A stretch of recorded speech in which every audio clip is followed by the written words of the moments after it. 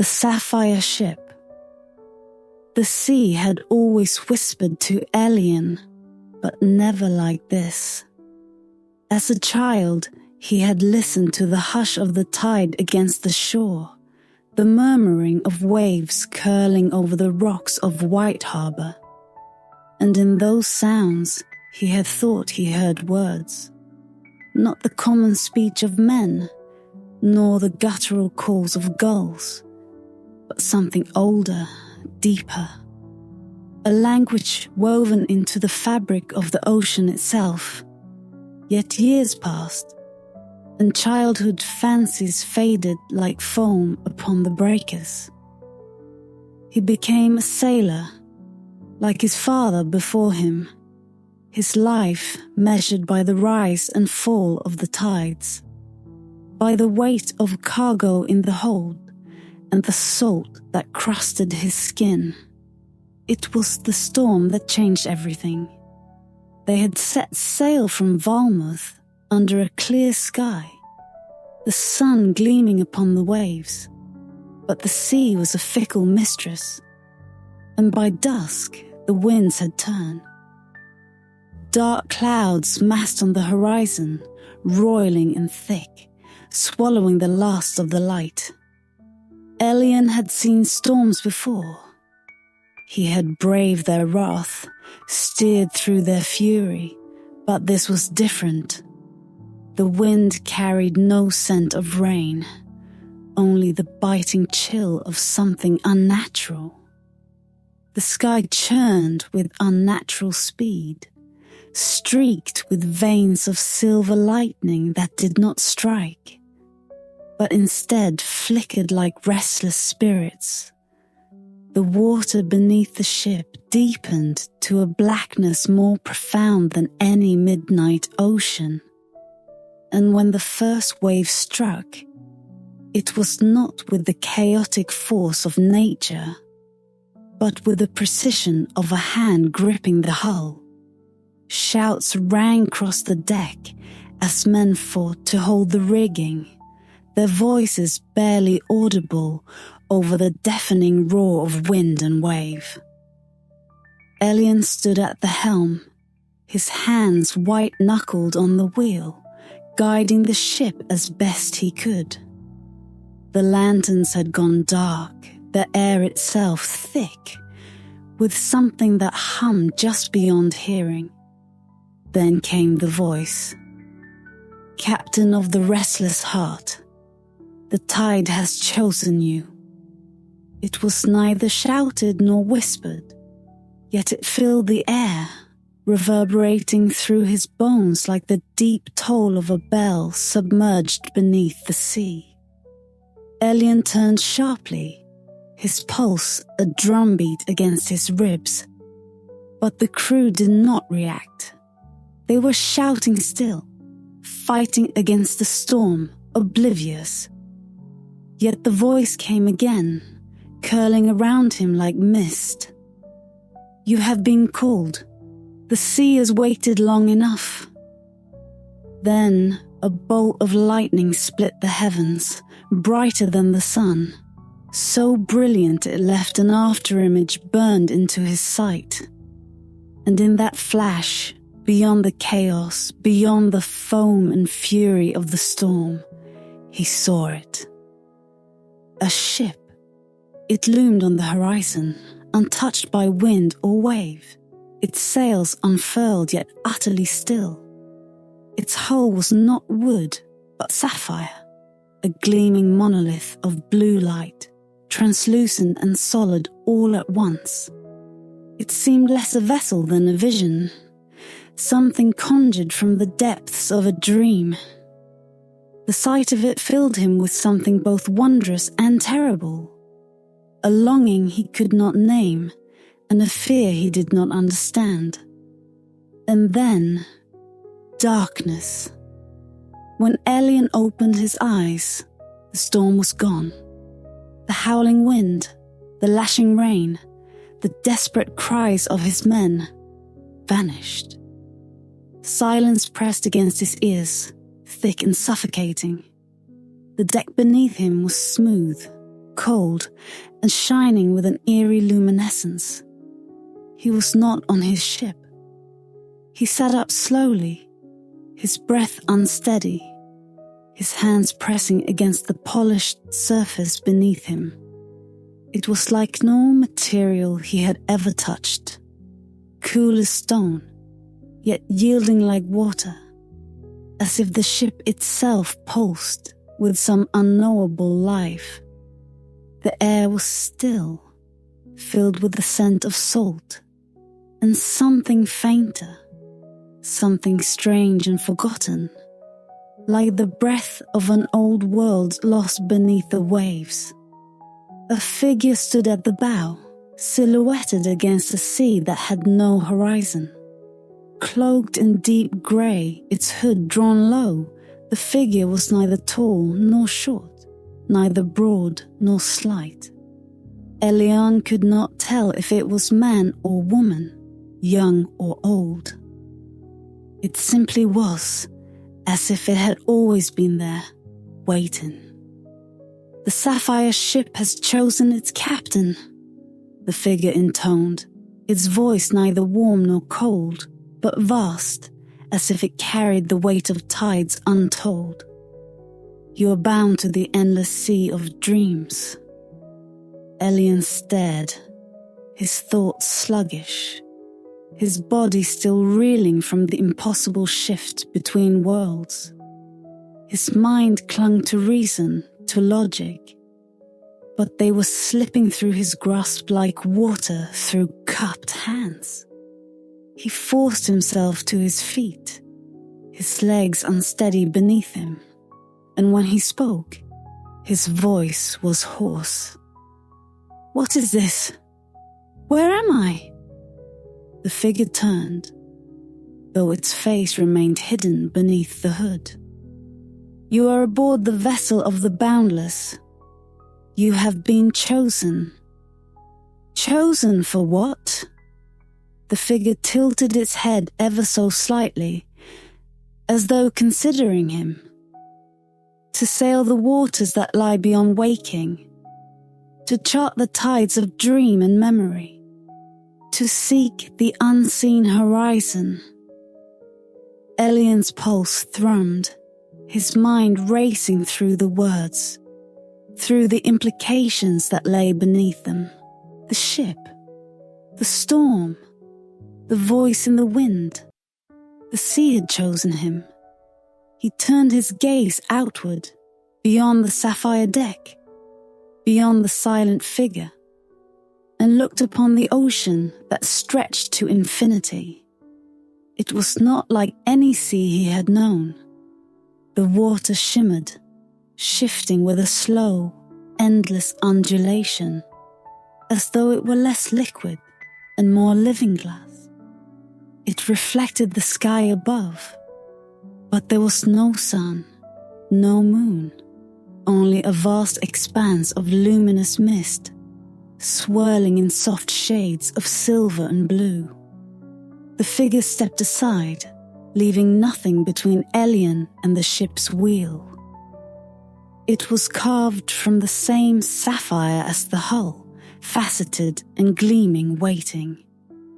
"Take the helm," the voice instructed. "Your journey begins." Elian hesitated, his fingers hovering over the wheel.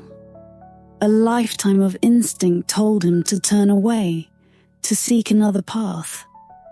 But another voice, one deeper, more primal, told him this was the path he had been meant to take all along. He closed his hands around the wheel, and the ship began to move. The ship moved without wind or oar, gliding across the mirror-still sea as though carried by an unseen current. Elian felt it beneath his hands, the deep, steady pulse of something vast and unknowable thrumming through the wheel, as if the vessel itself were alive. There was no sensation of motion, no lurch of the tide, no creak of wood against the force of water. only the endless, smooth passage forward. The silence that surrounded him was profound, deeper than any still night upon the ocean, as if the air itself had forgotten the meaning of sound. He turned his gaze outward, beyond the sapphire railings and into the vastness that surrounded him. The sea was unlike anything he had ever known. It stretched into infinity, shifting and shimmering like a thing made not of water but of liquid glass, reflecting the sky above in endless, ever-changing hues. But there was no sky, not as he understood it. There was no sun, no moon, no stars to guide him. Instead, the heavens were filled with swirling light, a mist of silver and blue that pulsed with slow rhythmic glow, as if it too were alive. It was neither night nor day, neither dawn nor dusk, but something beyond time, a realm ungoverned by the familiar laws of the world he had left behind. The hooded figure had not moved from its place at the bow, standing motionless as if it were a part of the ship itself. Elian stepped forward, the sapphire deck smooth and silent beneath his boots. The air carried no scent but salt and something fainter, something distant and elusive, like the memory of rain upon stone. When he spoke, his voice felt small in the vastness. "What is this place?" His words did not echo. They simply drifted into the stillness, absorbed by the quiet. The figure turned, and though its hood remained deep, concealing any features, Elian felt its unseen gaze upon him. "This is the endless sea of dreams," it answered. "The threshold between waking and the unknown." Elian felt a chill pass through him, though there was no wind to carry it. "Dreams?" he echoed. "Is this a dream then?" "A dream is a passage," the figure replied, "but this is no mere slumber. The sea beneath you is shaped by the tides of thought and memory, by the echoes of those who have sailed before you. It is a place where what was, what is, and what might yet be, all drift together, unbound by the weight of time." Elian swallowed, gripping the railing as he turned his gaze back to the sea. He had spent his life upon the water, had known its moods and tempers, its fury and its stillness. But this was something else entirely. He had no bearings, no stars to guide him, no map to chart a course. There was only forward, into the unknown. His fingers brushed against the railing, and in the polished surface of the sapphire, he saw his own reflection. But it was not merely his face that stared back. Shadows flickered within the crystal depths, figures half-formed shifting like smoke in water. He saw glimpses of things he could not name, towers that reached beyond the heavens, forests where the trees bore golden leaves, cities submerged beneath tides of silver light, and among them faces. Some he thought he recognized, though he could not say from where. Others were strangers, their eyes hollow, watching him from the depths. "What are they?" he asked, his voice hushed. "Memories," the figure answered. "Traces of those who have walked this path before you. Some linger, some have passed beyond. Not all dreams fade when their dreamers wake. Elian turned sharply. Others? There have been others. Always, the figure said. The Sapphire Ship has sailed these waters since the first dreamer cast his thoughts upon the tide. Some captains have sought answers, some have sought escape, some have sought to return. A shadow flickered across the figure's hood, though Elian could not see its face. None have turned back. A cold weight settled in his chest. Then what happened to them? The figure was silent for a moment, and when it spoke again, its voice was quieter, almost solemn. The sea does not give back what it claims. Elian exhaled, his grip tightening upon the railing. A part of him wanted to demand answers, to ask what force had brought him here, what power had chosen him, and whether there was truly no way home. But another part, deeper and more uncertain, whispered that he already knew. The sea had always whispered to him, since he was a child. He had thought it was merely the longing of a man born to the waves, the unshakable restlessness that called to all sailors. But now, standing upon the deck of this impossible ship, he wondered if he had been hearing the echoes of something far older, if the sea had been waiting for him all along. He turned his eyes back to the horizon, though there was none to see. "And where am I meant to go?" he asked. The figure gestured toward the helm. "The course is yours to set. The ship moves with the will of its captain. The path ahead is chosen, not given." Elian hesitated. He had spent his life following charts, navigating known waters, trusting in the certainty of the stars. Now he had neither compass nor guide, only a vast, endless ocean of dreams and a ship that moved at the command of the thought. Slowly he stepped toward the wheel, placing his hands upon the smooth sapphire.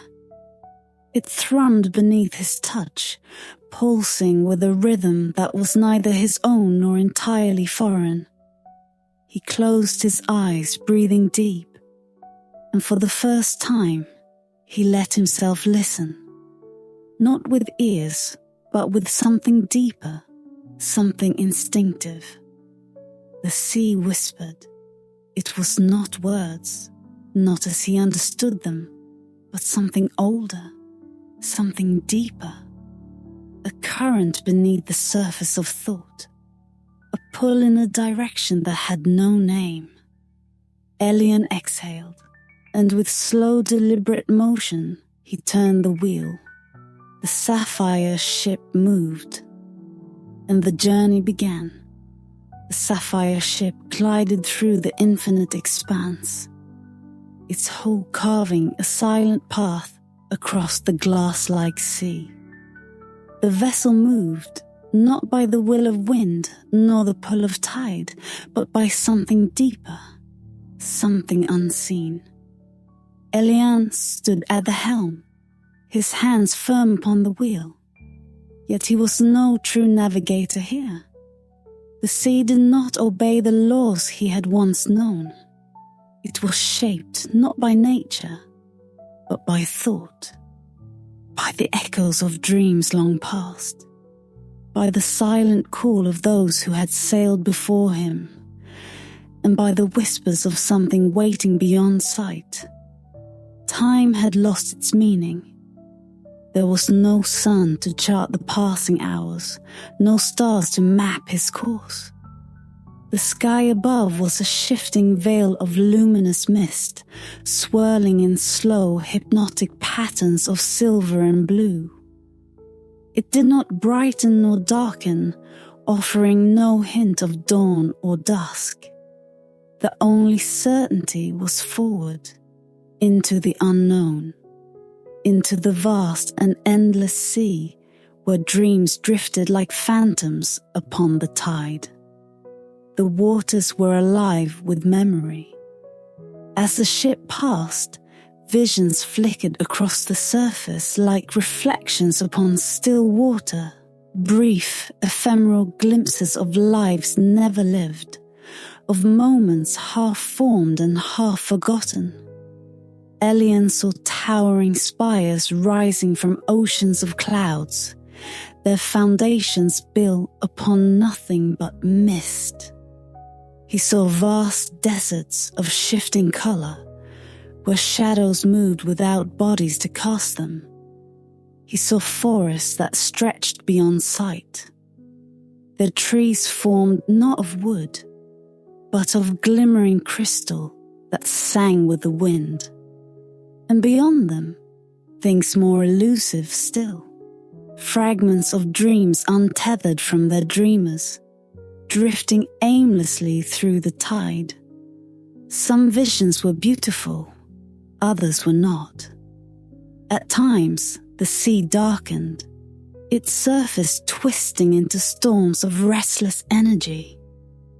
Shapes moved within those depths, twisted things, formless and shifting, their edges frayed like unraveling cloth. They were the remnants of broken dreams, of nightmares abandoned and left to rot beneath the waves. When the ship passed too near, Elian could hear them whispering, their voices like wind through hollow bones.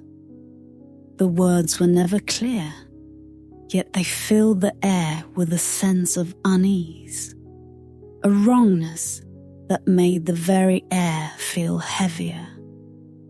He learned quickly that the sea did not offer only visions. It tested those who sailed upon it.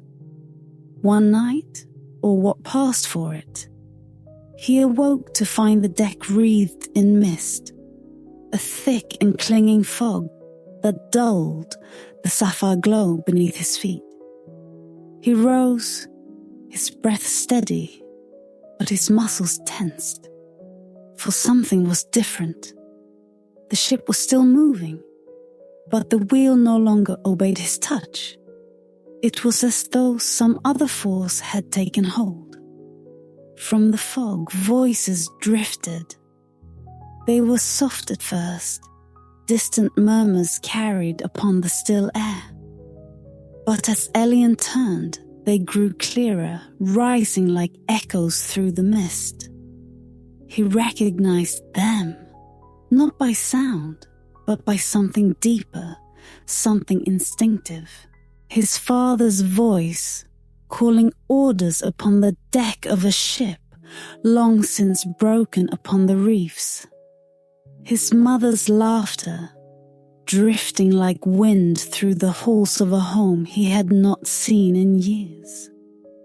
His own voice, younger, filled with the bright and reckless energy of a man who had once believed he could outrun the sea. The whispers curled around him, threading through the fog like unseen hands. "Come home," they said.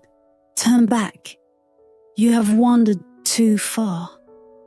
Elian took a step forward, his pulse slow but steady.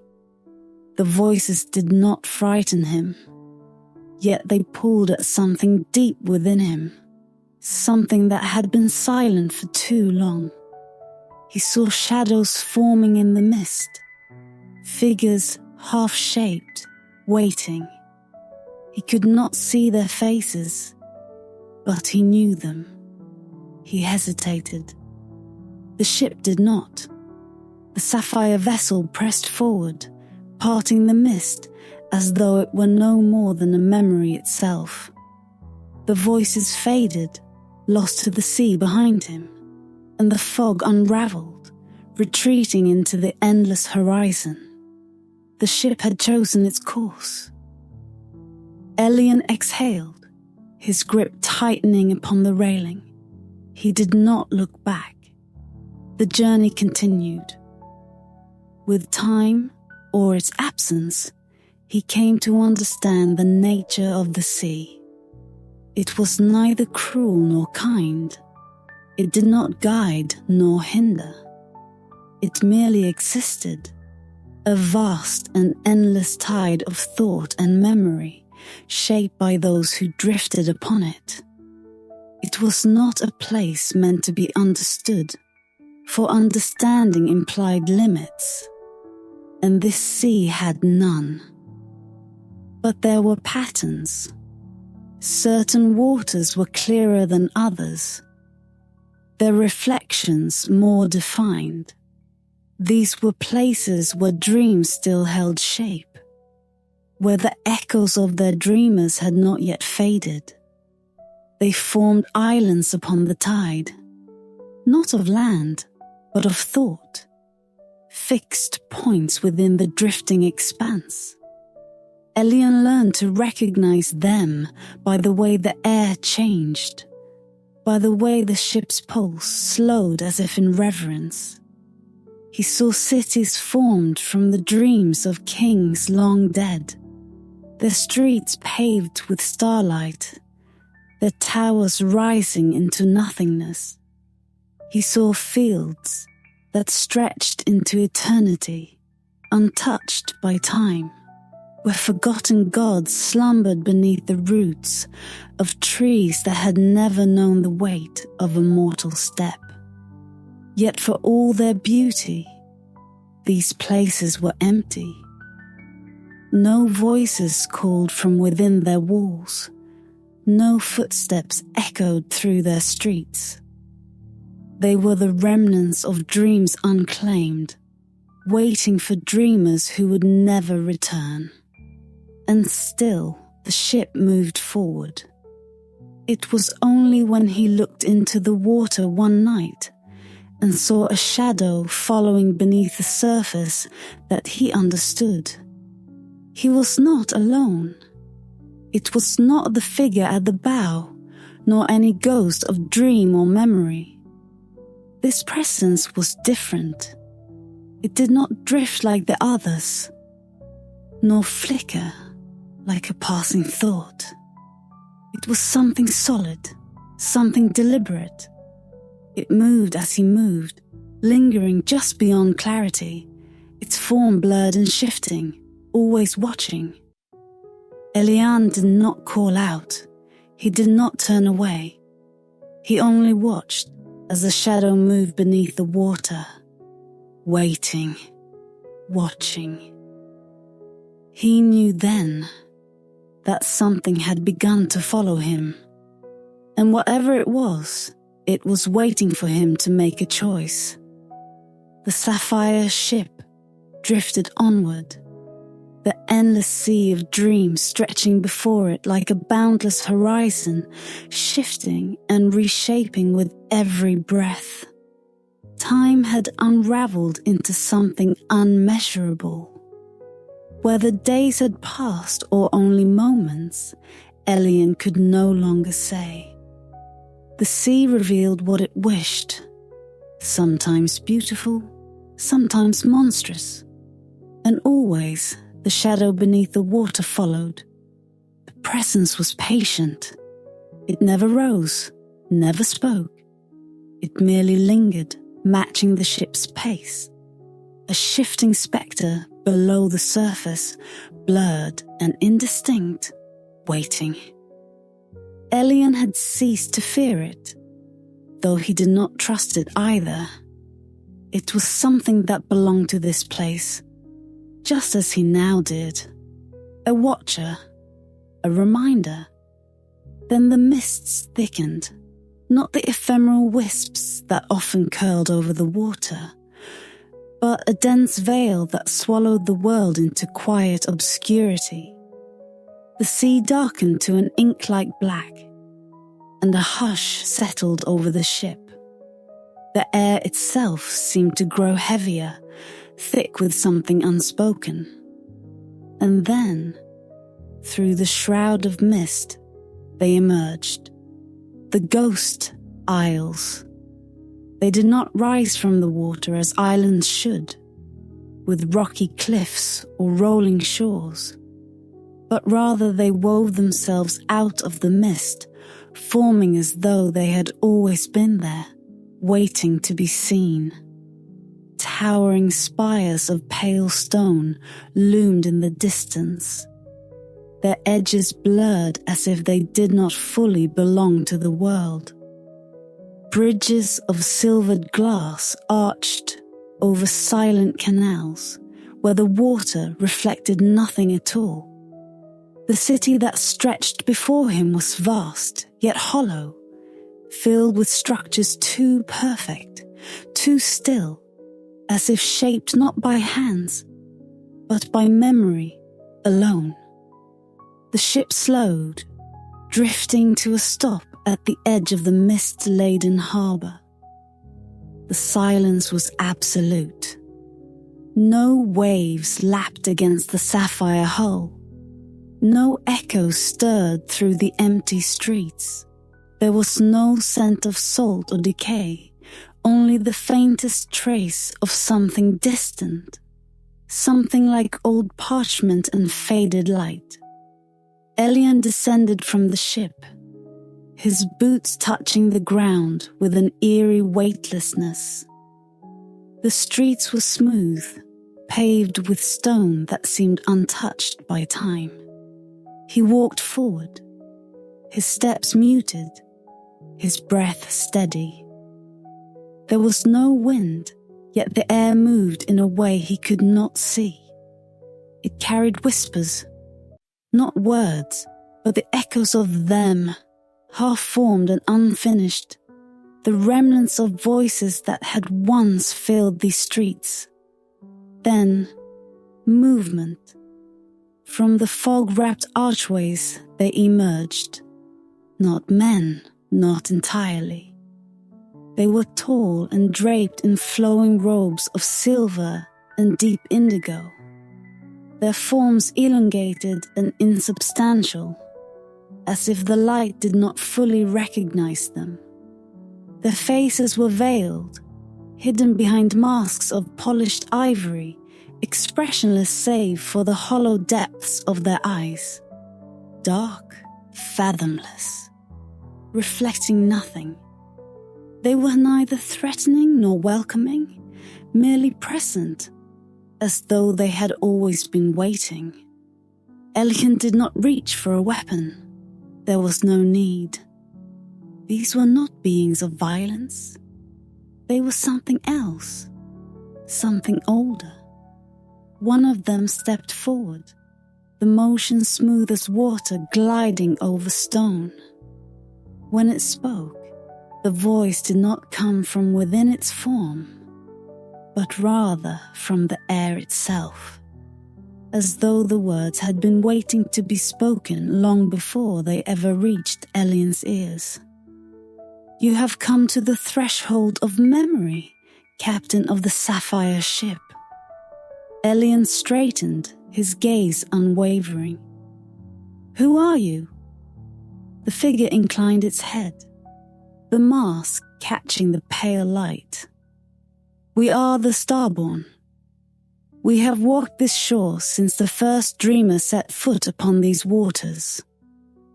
We are the remnants of those who sought, but never found." A hush stretched between them, deep and unbroken. Elian's voice was calm, but firm. "What is this place?" "A place for those who could not sail beyond." The Starborn gestured, the motion slow, almost reverent. "A refuge, a prison, a home to those who wished for neither waking nor oblivion. Here, the dreamers remain." Elian's gaze swept the empty city, the weight of its silence settling over him. "You were captains," he said, the realization taking shape in his mind even before he spoke the words. "You sailed these waters, but you never left." A pause. Then the figure inclined its head. Some feared what lay beyond. Some longed for what was left behind. Some simply lost their way. Something cold coiled in Elian's chest, a weight pressing against his ribs. And what of those who continued forward? The air stirred, though the figure did not move. None have returned. The words hung between them, final and immutable. The city around them seemed to deepen in its silence, as if even the stones bore the weight of those words. Elian turned his gaze back to the shore, to where the Sapphire Ship waited, untouched by time. He could feel its pull, an unspoken tether that bound him to it. The sea had not released him yet. He was not meant to stay. The starborn watched him, their hollow eyes unreadable. "You may remain," one of them said. "Here you will be safe. The sea will not call you forward. The shadow in the water will not follow." The shadow. Elian turned his gaze downward toward the black surface of the harbor's canals.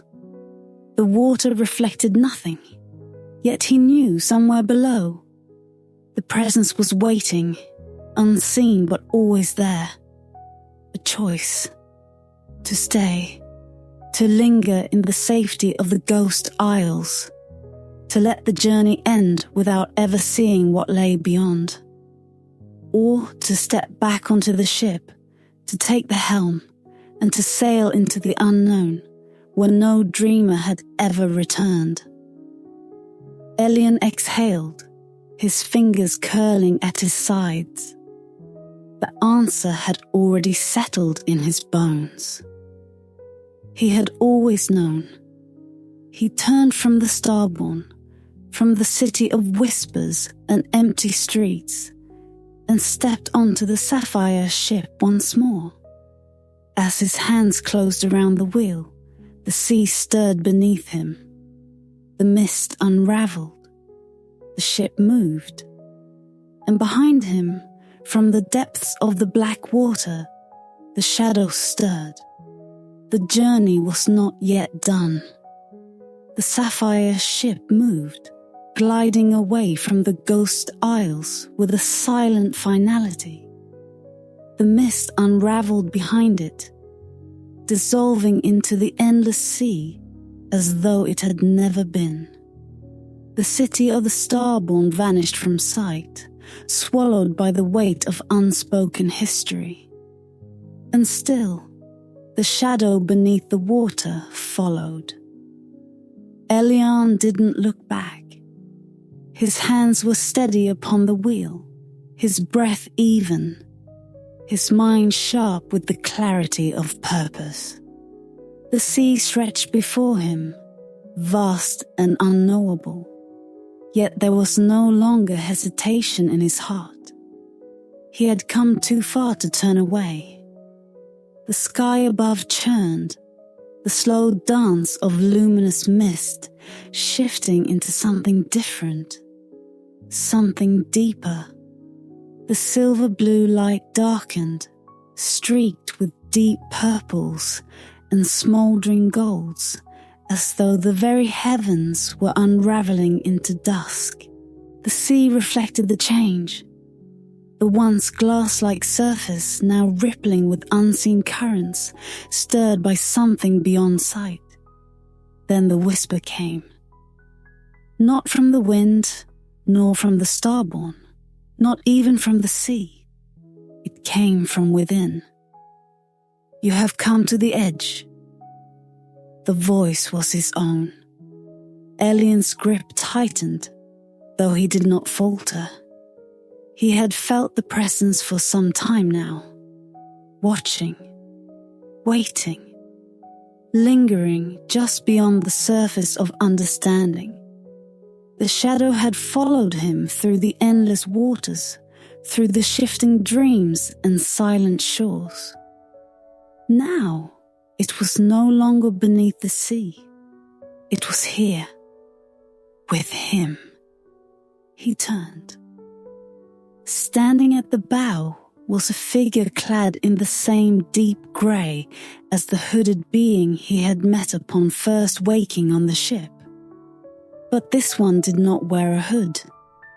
This one did not need to, because it was him. Elian stared at his own reflection, standing before him as solid as the deck beneath his feet. The figure did not waver, did not flicker like the shifting memories upon the sea. It was him in every detail, the same weathered hands, the same wind-creased face, the same unreadable depth in his own storm-grey eyes. The shadow had not been following him. It had been waiting for him. Elian exhaled, his voice calm despite the weight of the moment. "Who are you?" The other did not answer immediately. It only watched, unreadable, unmoving. Then at last it spoke. "I am the last captain, and I am the next." A silence stretched between them, deeper than words could fill. The sea darkened further, the sky above folding in on itself, the horizon bending into an abyss without light. Elian's voice was steady. "What does that mean?" The other tilted its head, the gesture eerily familiar. "You're not the first to stand at this threshold. The Sapphire Ship does not sail without purpose. The one who takes the helm must choose." Elian did not break his gaze. Choose what? To become. The sea shifted, and suddenly the reflections upon its surface were no longer mere flickers of lost dreams. They were visions of himself, countless versions, each one following a different path. He saw himself turning away, stepping back onto the shores of the Ghost Isles, allowing himself to become one of the starborn, drifting forever in the sanctuary of the half-remembered. He saw himself casting the wheel aside, vanishing into the sea, dissolving into the abyss, as so many before him had done. He saw himself fighting, resisting, struggling against the tide, only to be swallowed whole by it. And then he saw the final path, the wheel in his hands, the ship moving forward, beyond the endless sea, beyond the dream, to a place no one had ever returned from. His gaze flickered back to the reflection standing before him. "And if I refuse?" The other did not smile. "Then you remain here. You become part of the tide, part of the dream, as all who faltered have done before you." It stepped closer until they stood eye to eye.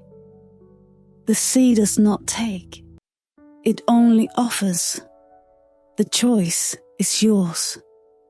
A hush filled the air, heavier than silence. Elian let out a slow breath. He had always known.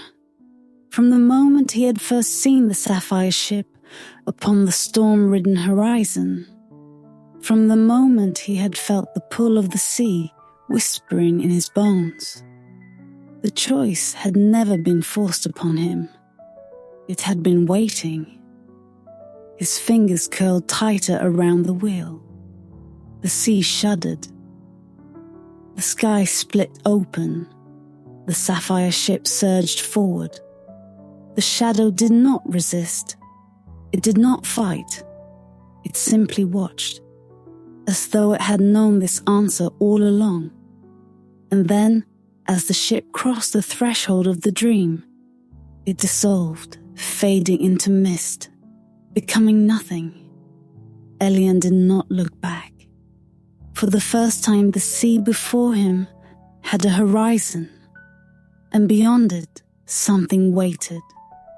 The place where no dreamer had ever returned. The place where the sea ended.